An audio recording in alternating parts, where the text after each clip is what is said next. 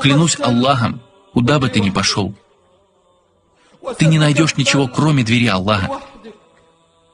Наступит время, и ты будешь омыт. Ты будешь завернут в кафан. Ты будешь похоронен. Ты останешься один. Твоя могила уже роется, а ты до сих пор грешишь. Скажи мне ради Аллаха, как ты встретишь своего Господа? Скажи мне ради Аллаха, что ты приготовил для Аллаха? Твоя дунья, брат, заканчивается, а ты беспечен.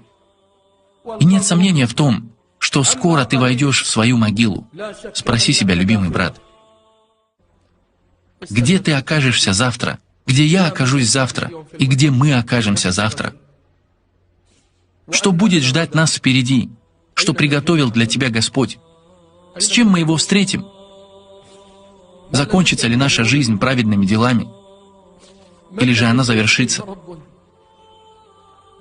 когда мы будем слушать музыку? Или на лжи, или неповиновением родителям? Или с несовершенными намазами? Или на принятии наркотиков, разрушив наш бренный мир и мир вечный? Братья, успейте на свой корабль. Клянусь Аллахом, мы любим вас. Клянусь Аллахом, мы просим Аллаха наделить вас благом. Просим Аллаха не лишать вас награды за ваши деяния. Братья, в завершение хочу сказать следующее. Думайте про Аллаха хорошо. Какими бы ни были ваши грехи, какими бы тяжкими ни были ваши грехи, какими бы ни были они многочисленными, думайте об Аллахе хорошо. И помните всегда, о хадисе посланника Аллаха, да благословит его Аллах и приветствует, Аллах Всевышний сказал: «Я буду таким, каким считает меня раб мой».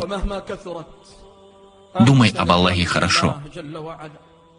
И помни, что Всевышний слышит и видит тебя, знает скрытое и явное о тебе. Братья, все мы вернемся к Нему и будем говорить: «О Аллах, прости меня и прими мое покаяние. О Аллах, прости меня и прими мое покаяние».